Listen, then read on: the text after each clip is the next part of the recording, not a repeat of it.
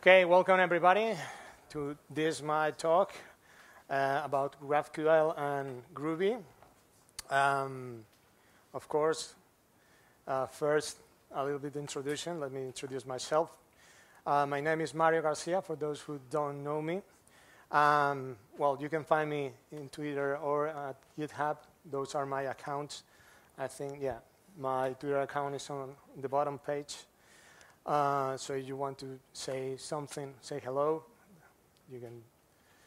Okay, so something about me. Well, I'm a proud member of the Groovy user group here in Madrid. So if you are here in Madrid or around the area, just come in and say hello. Ivan is always very supportive, especially with the beers. What else? Well, I'm currently working at Kaleidos. Kaleidos is a small company based in Madrid. Well, it's as small as this photo. This is Kaleidos. It's a small company, but a great family. I can tell you that. Yeah. Sorry, I don't have a spoiler alert. Oh, my God. What? Okay. Sorry about that. Okay, yeah. So, yeah. Oh,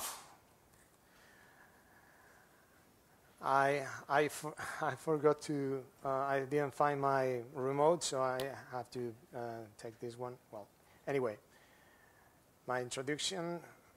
Let me start, please. Okay, so. It's 3 o'clock. It's just our failing everything. But okay, let me tell you that you may be here because of you have heard that GraphQL is the next big thing. Maybe because you are fed up of doing REST APIs, or maybe because you didn't find anything better. But that's unlikely, I can tell you, because Greach is great. Okay, but whatever it is, I hope that you will enjoy my talk. Okay, so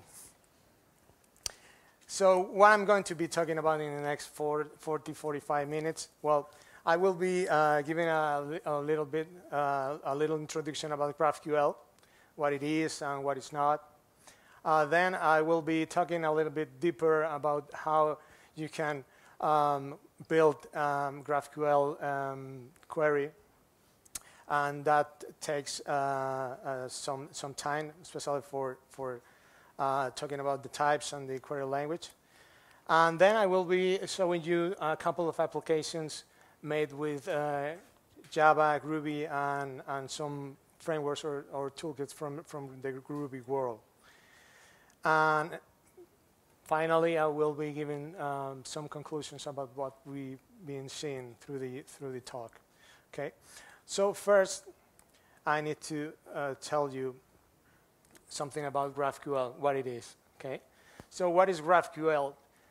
It's been a lot of noise out there about what GraphQL is. If it's a web framework, it's a new way of doing REST.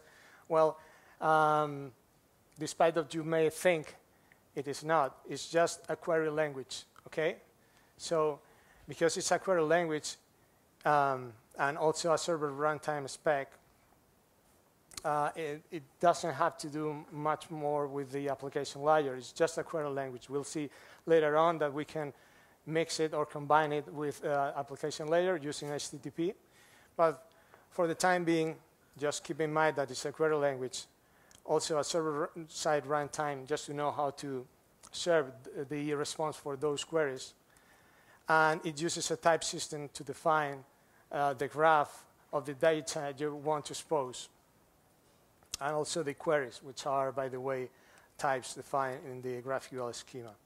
Okay, 3 basic definitions or hints about what is GraphQL, but what is more importantly is what is not GraphQL. Okay, as I mentioned before, GraphQL is not a web framework.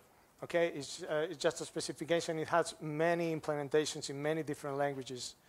But it's not about the web, or it's not only about the web. So it's not about only HTTP, and definitely it's not about REST, okay? So keep in mind, because it's one of the pitfalls that you may face when you start developing a GraphQL application, is that you come with the knowledge of the REST APIs and you tend to force that everything should be REST-wise, okay? Why I'm stressing this part, why I'm highlighting this specific topic, because we want to improve our applications and we want to find better ways of developing APIs or serving data to the end users. So why we could want to do that? Well, first of all, we have to keep in mind that REST is not a single technology. It's also an architectural concept. So it has many technologies going on under the hood. And whereas GraphQL is just a query language, okay?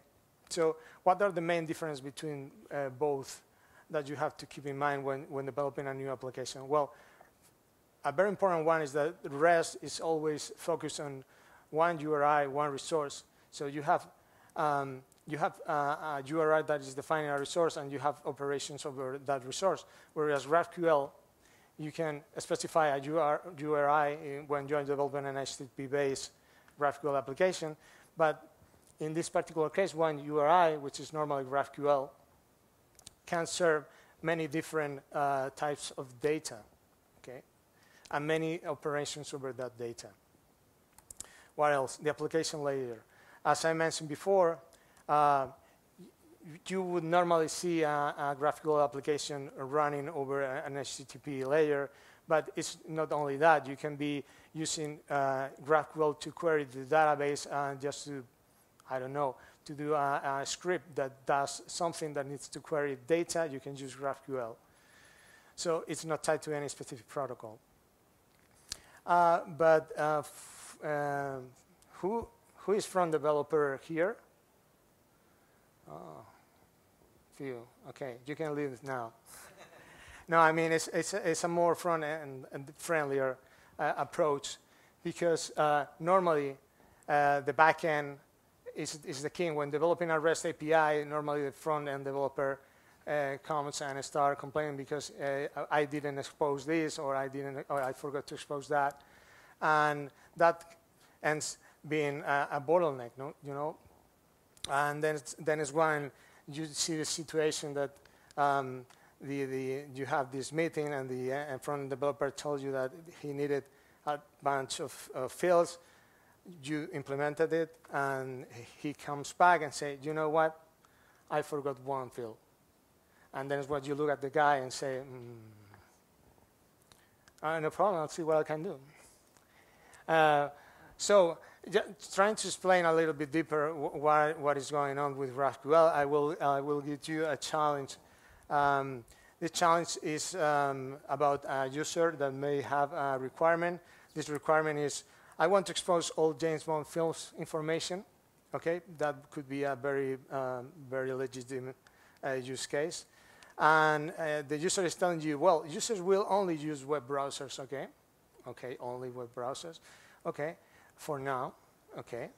But we have to be ready for mobile, okay, at some point. Sure, why not? So what do we do? Well, we normally would build up one API endpoint just to serve the resource, the film resource, but only targeting one device. But because we have thought in advance, we may still create a couple of views for the same data in case the front end will come back and say, you know, it's too much information, or it's, well, that's not normally happens, it's the other way around. I still need more data. So one API, one device, a couple of views, well, then shit happens. And you not only have web browser, but you have many different devices that are asking for many different resources. Oh, not different resources, sorry. For the same resources, different type of views. I need less data, I need more data. Some devices have poor bandwidth, so they need to even ask for less data. You can try to mitigate this, but that normally gets worse, okay? And you can have this pretty normal situation when a user want for the user home, for example, to show different types of information. And normally is solved by the front-end developer by, for example, reusing views or aggregating calls. Still, it might not be enough, and the front-end developers will come back to you and start complaining and saying, I need more, and I need more, and I need more, and then, okay, I mean, I'll try to figure out what to do, okay? Then you remember the user when he start asking you to build up the application, when we say, they were saying like only web browser. I think he meant in addition. For now was meaning within the next 2 weeks, but it's winter is coming. And of course at some point will mean probably the next week, okay? So it's a nightmare, and maybe GraphQL plus HTTP would help us just to improve that situation, okay? So what I'm going to show you is an example of a schema. Let's see, this work, okay. Yeah, so basically what we are building here is like a GraphQL server that its own responsibility is just to process the queries from the devices and do the underlying queries to the microservices that we may have under the hood. That is pretty good, because you still want your REST APIs or whatever the microservices are to keep with one single responsibility. And the GraphQL server, its only responsibility is just to process queries, okay? So that's much simpler, and you may end up that a commitment with the front-end developers that whatever is exposed, whatever data is exposed here, they will be able to unleash all the information, okay? So, yeah, what changed from the previous schema to this one? Well, the GraphQL HTTP point is proposed as an endpoint for a common query interface, okay? It's not like a monolithic application that has the knowledge of the data and also it processes the queries. Its only responsibility is to process the queries and get back the information. Therefore, it's a lot more flexibility for the front-end developers and for the business. And your REST, whether you're having microservices based on REST or not, but those microservices will be easier to maintain, okay?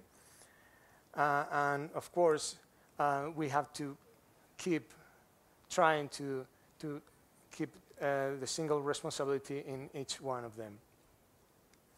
So, okay, theory about what can GraphQL gives you in return, and let's see how can we execute a query.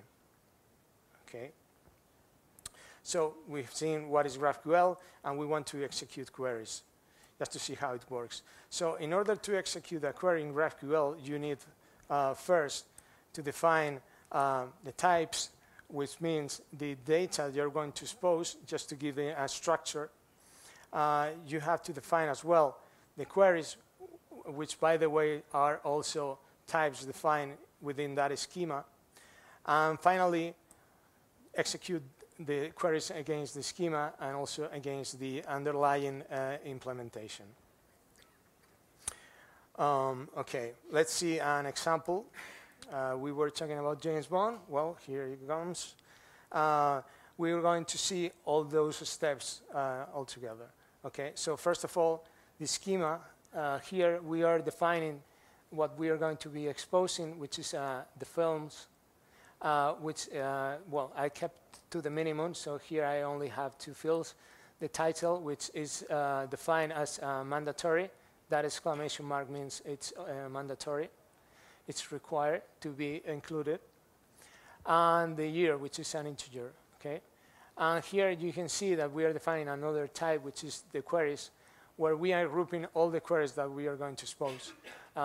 We are only having two of them, last film, which is the last film, last James Bond film, and film a year, which is the film released by a given year. Okay. Once we have defined all the types, we group them into the schema field, and we define what are the group of queries, and we may define what are the groups of mutations. We will be talking a little bit later about them. Okay, this is the URL from the GraphQL specification. So in case you want to know more about the schema, you must go there. Okay, so let's see this a little bit closer. Okay, so as I mentioned, we have optional fields and mandatory fields. And while the client can add or omit as many optional fields as it wants, it must add all mandatory fields that have been defined in the schema. Okay. What about the queries? Well, queries can always use types or scalars. A type would be a user-defined type, and a scalar would be the basic types, such as integers, strings, floats, and so on. And also, queries may have arguments. Okay, so in this particular case, we are passing the year just to get a film from that specific year. So what would be the first example? If we want to get the last James Bond film, I will be sending this query. So I'm sending the last film, and I'm only interested in the title. And the result, if we were running an HTTP implementation, I will be getting something like this. Under the data field, I will be getting what I have asked for. Okay, in this particular case, the last film is a Spectre. Okay. Let's see this a little bit closer. As I mentioned, the last film is the query I'm interested in, which is a field within the queries type, and then the title is the field that I'm interested in. Okay, what else? What happens if I forgot to add something, or I did something wrong with the syntax? Well, like this particular case, I'm not adding any mandatory field, so I should be getting a message error. Okay. Okay. Enough theory. Now I'm going to see with you a couple of examples with code. What JVM libraries are out there for us just to develop a GraphQL application? Well, there are some implementations from many other languages. In Groovy, there are at the moment, I would say, 1.5. I will tell you why in a moment. But the principal reference nowadays is the GraphQL Java implementation, okay? Because it's a very active community. They are following all the specs, and they try to be updated with the latest specification from GraphQL. So let's see an example. So how can we define a schema with GraphQL Java? This is Java code, okay? Sorry for that. Well, the film type, it has title and year, and we have to create a new object given a name and create the two different fields, which one of them is of type string and the other one is of type integer, okay? Okay, fine. Then the queries, the same way, because query is a type, we are creating a new object type, and then for every field will be a query, okay? Here we have the query last film, and this is very important. We have the data fetcher. The data fetcher is the function that is going to retrieve the data from that query. So every time you hit a GraphQL server asking for a specific query, you will be triggering a data fetcher, okay? Will we see more examples about that?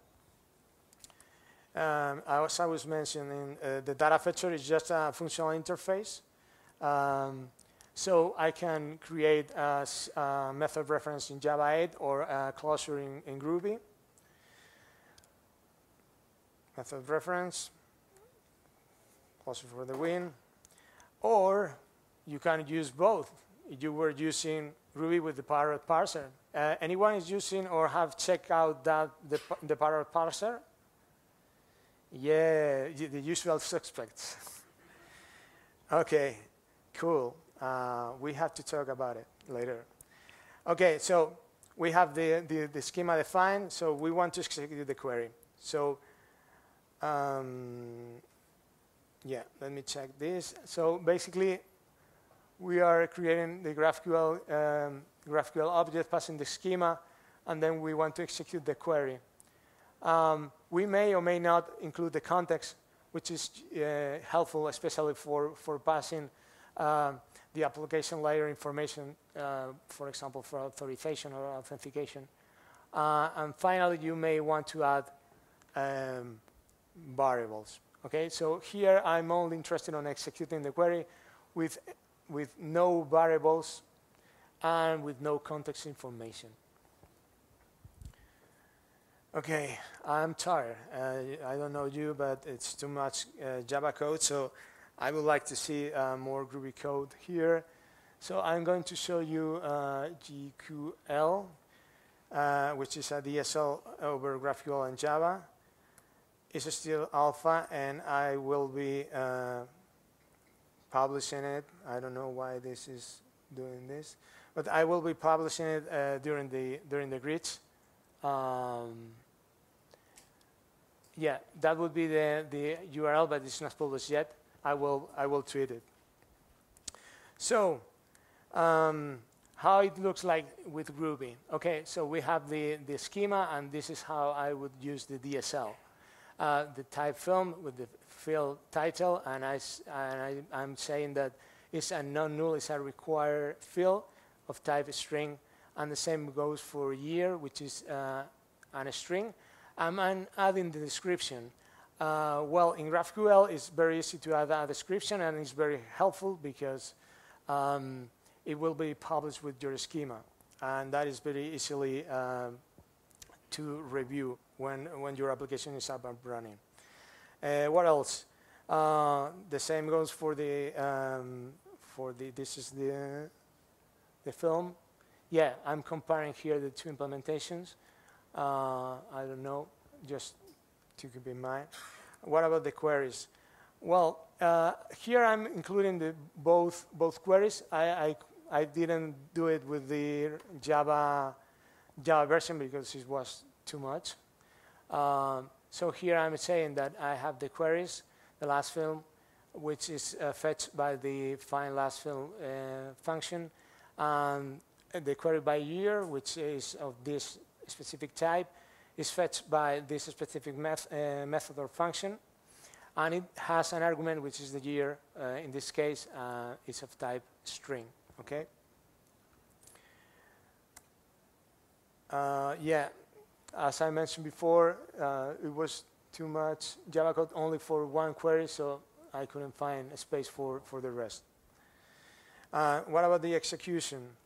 Well, in this particular case, GraphQL works the same way. Okay, it has overridden methods, so that if you don't want to add the context or the variables, you can sort the execute method. Okay, so in this particular case, because I'm only interested on having given a schema execute a given query, it's as simple as this. And I get, of course, the same information. The same comparison. I'm not going to enter into that. Okay, that was an example for a very simple queries. What about queries that has arguments? Okay, let's see an example. This is a query that asks for the a given James Bond film by a given year. Okay, so I'm declaring that I'm going to use a variable of type string for the queries enclose or wrap into that query. Okay, so I will be using that variable there, and I'm interested in the year and the title. How do I pass that variable to the query? Well, As I mentioned, there are several execute methods. This one, you pass the schema, the string, and then a map with the information you want to pass. So anybody knows what is the James Bond film of 1962? Okay, bingo. Dr. No, very good. Now, we have seen simple queries, queries with parameters. Wouldn't it nice just to expose this in an app to the outside world? For that, I may need an application layer protocol, which I'm more comfortable with is HTTP. So I'm going to be showing you some examples. The first one is Ratpack. It's a nice picture, isn't it? Ratpack plus GraphQL, okay? So what technologies I have used for this app? Of course, Ratpack, GraphQL Java, DSL on top of GraphQL Java, and GraphQL.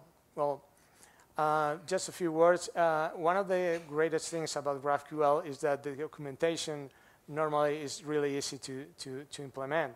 Normally, I would recommend to use GraphQL in your apps, which is just an indexed HTML file which attacks your GraphQL endpoint and gives you all the power to interact with the schema and just to be able to discover how your queries work. So that application, so what I need is the schema. This is the full type schema. This is part of the DSL. So I'm declaring all the fields with the different types, the requirements, like non-null and so on. Form type. Yeah, and it fits in the slide. Pretty cool. So what about the queries? Well, we have seen it before. We have the last film and the by year, and we have another query here. Well, we'll see it in a moment. Okay, so that's the schema. So I want to see Ratpack code. So in order to execute the queries, I'm just using the execute method inside a Ratpack handler. By attending Danny's talk, I think I have to change this to a non-blocking operation because execute, by default, GraphQL is blocking. They are working in an asynchronous implementation, but by default is blocking. So I should be enclosing this in a closure and a blocking get. Blah. For the purpose of the example, I'm getting the JSON coming from the front end. I'm wrapping it in a map, passing it the variables and the query. And if I get results like schema validation errors, I will show the errors. Otherwise, I will be showing the data. Okay. Here, I'm just serializing the whole response to JSON. Okay. What about the URL mapping? Well, this is a Ratpack DSL. I'm just exposing the GraphQL engine to the GraphQL DAS context or path. I'm saying that everything that goes here, I need to wrap the JSON into a map, and then execute the GraphQL handler if it's a post request. This part here, I'm exposing the GraphQL console because it's just a static file, pretty simple. I'm exposing it there. GraphQL point, GraphQL web console, and yeah. What about showing you some live coding? Okay. Let me. I have lost my. Oh, yeah, it's another workspace. I was here.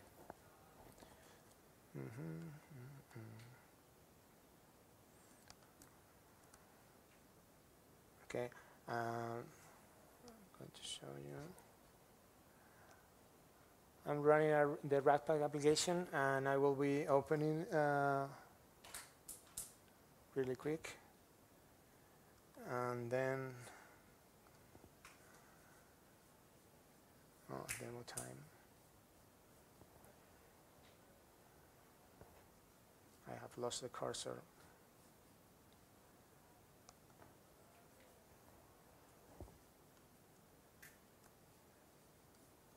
Okay. Yeah. Okay. So I should be showing you. There you go.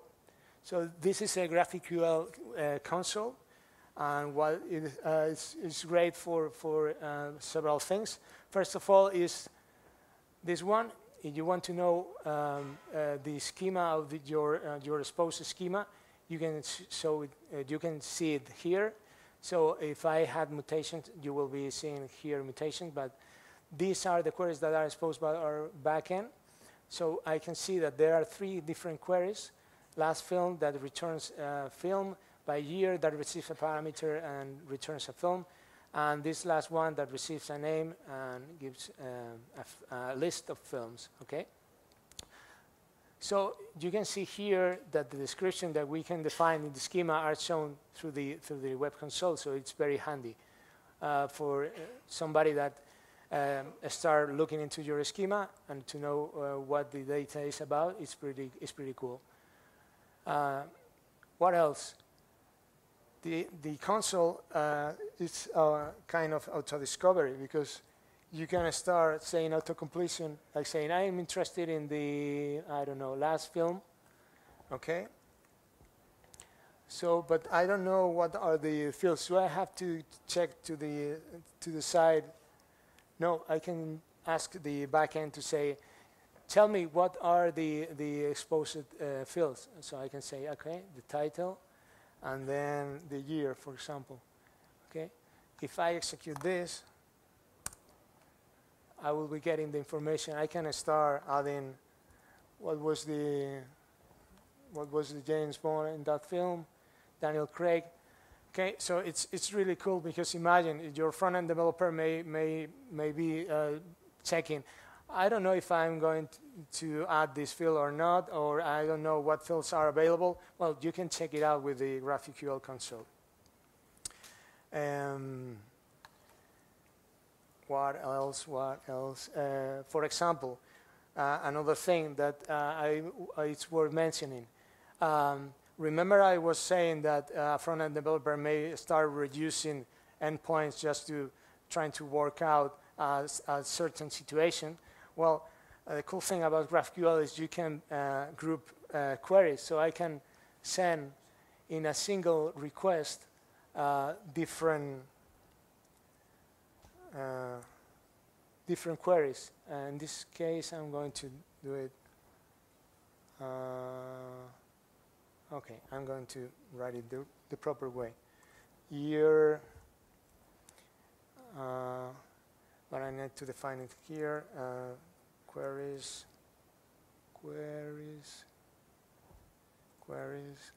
I'm going to be using a variable called year, which is of type string. Okay. And I'm interested in the title as well, and also the year. Okay. So the only thing it's needed is just to oh, come on. Here is to set the variables, and it's also auto-compilation, because he knows what is the variable you need to set. Okay, so if I execute this in a single request, we are getting data from 2 different queries. So I think it's an improvement. Okay. Let's move on, because I think I'm running out of time. Okay. So our queries and mutation queries are supposed to be able to be batched. and queries are supposed to be computed in parallel. That's also very important. Yeah? Just the question, is this feature of returning two result sets a feature of graphical, or of, is it a single HTTP request, or is it two requests? No, the GraphQL engine is supposed to receive that request and to execute in parallel the queries, grab the information, and send it back in one single response. This is not direct by the current implementation of runtime you showed? No, it's the GraphQL Java implementation is the one who does that. But mutations are supposed to run sequentially. That is also very important. Whereas queries may not be as important, the sequence, but when you are mutating data, that is important. Okay, that was the wrap example. Oh, sorry. I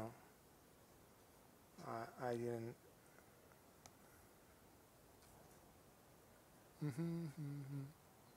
Sorry about that. Yeah. Do a batch. Queries are supposed to be computed in parallel, but mutations are supposed to run sequentially. Okay, Grails plus relay. So relay, I didn't say anything about relay. What is relay? Well, relay is like the best practices of GraphQL implemented in a JavaScript library. Okay, here you have the URL. And it's based on the best practices from GraphQL. And what is this about? Well, things like how to handle pagination, or how to handle IDs through the application, or what are the recommended features that you must use from HTTP, and many others. Okay, so it's worth checking that out. But what I want to show you here is a mix from GORM and GraphQL. Okay, there is a plugin out there. It's not published. It's only at GitHub. But it works very nicely, and I think it could be a pretty good base for using GraphQL with Grails. Basically, you can do the same with the DSL I showed you, but moreover, you can use annotation for your domain classes, just to expose those domain classes as a GraphQL schema, and use GORM to retrieve data from those domain classes and expose it to the GraphQL engine. So the only thing I have to do just to expose that is just to annotate the domain class, then add the GraphQL endpoint, and add the relay service to your GraphQL controller. So it's pretty simple. Okay. There are some practices that are important, like hashing IDs or hashing paginations, that are really worth learning. Just to give you a hint about this, is one practice is just never expose the real ID. So they encourage you just to use hashes for the IDs or the pagination logic. So imagine I want to paginate from one page to another.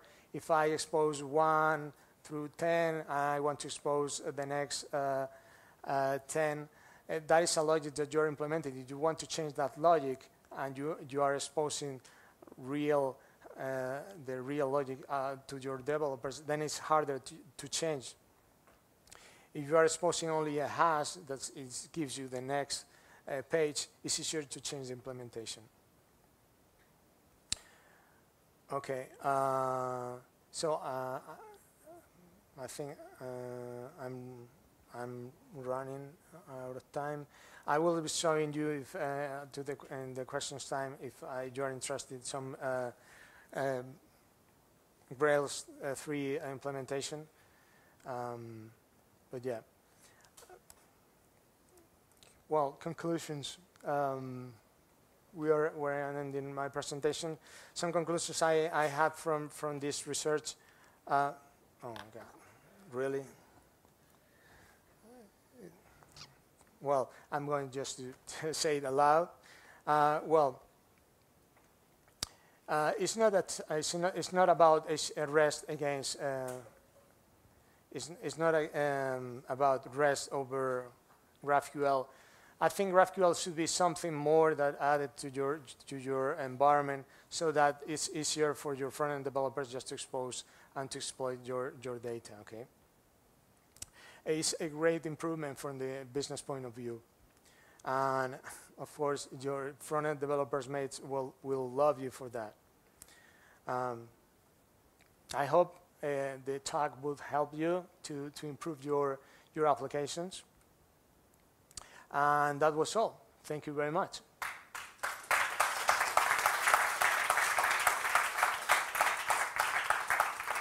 If anybody has any question.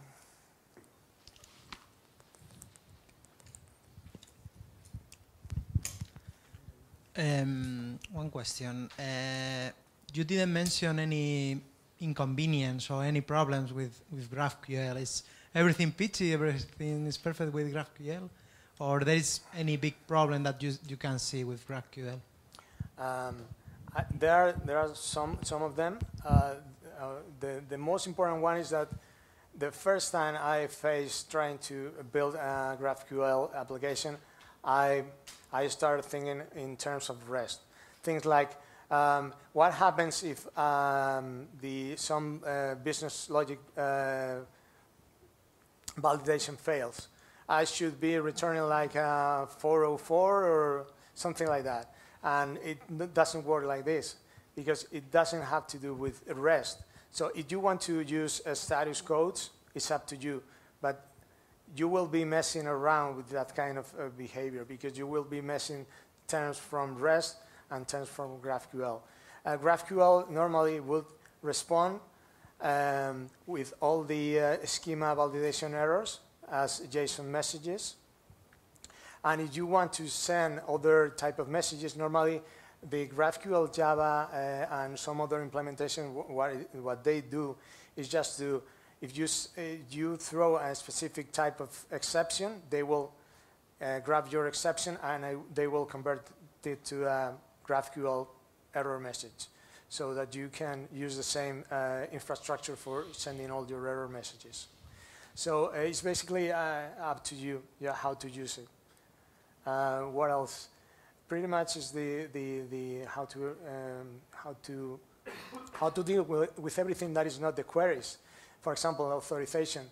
GraphQL doesn't know anything about that. You have to get your HTTP toolkit or framework, add your authentication mechanism, and then use the context from GraphQL in order to see whether you want to give that query to that user or not, depending on the authorization that is given by the underlying protocol.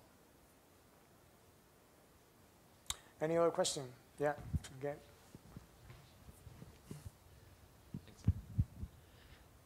Yeah, thanks. GraphQL actually is a bottleneck in front of your microservices. So initial idea of microservices partially was to separate API deployments. So one service can provide its own API, right? And then you can deploy only this service. So nothing like centralized balancer or centralized facade for your API. And GraphQL breaks it. So it introduces an API, a single API, and you can't really split it into multiple ones, because it breaks the semantic of discoverability of GraphQL and relation nature of it. So how do you handle in your practice API changes and API deployments? Yeah, well, how they tackle this problem is by using fields and type deprecation. So the schema, you mark a given field as a deprecated. So the schema user would know right away if he or should use that field or not. And also the GraphQL engine is able to know which clients are using a deprecated field or not. Just it's important just to take a decision if they want to wipe it out in the next version or not. So that's different from a REST API point of view, whether you didn't have that much information about which users were using that version or not.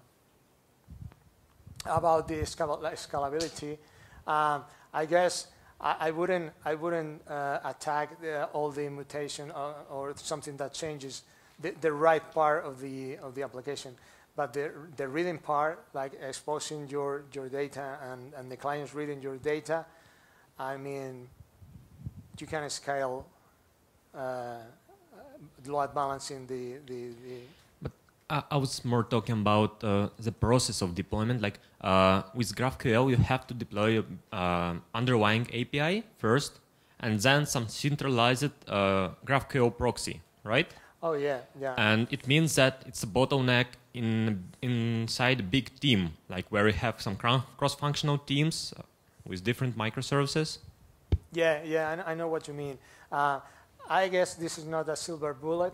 I guess this has been more a way of having more information and being able to expose or using your data in a more flexible way. But of course, there are problems like scalability that must be solved. I'm not going to give a solution here, but it's especially because of that I was highlighting that GraphQL is not an HTTP new REST API. It's just something that enables you just to query your underlying data in a more flexible way. But the way you implement that on top of HTTP in your infrastructure is up to you, and you have to look for the best choices in your infrastructure. Thanks. Okay. Hello. In the same line, is this able to deal with some kind of complexity in your backends? But because apparently all your film information come from the Internet Movie Database But what happens when some of this information you can enable and disable some of the fields, but from a specific backend, or they can be recovered or retrieved from different backends? For example, you have a local database with the films and the years, but the rest of the information is in another provider, and the other, and you want with GraphQL to aggregate all this in a same query. Is that possible, or? Yeah, of course, but you have to keep in mind that doesn't have to do with GraphQL. GraphQL says this is the data structure that is able to be queried. Then you will point at some specific functions that could be REST APIs, REST clients, some web services from Amazon, things like that. And things like sorted circuit breaking or load balancing or that type of mechanisms, you have to implement it. The only thing that the GraphQL is good at is processing the query, triggering the functions or the services that are responsible for retrieving that data, and that's all. If you receive a null from a given function that it has the responsibility for a given field, the front end will receive a null. That's the way it goes. It's up to you just to make sure you have a certain value or you have a fallback for that value.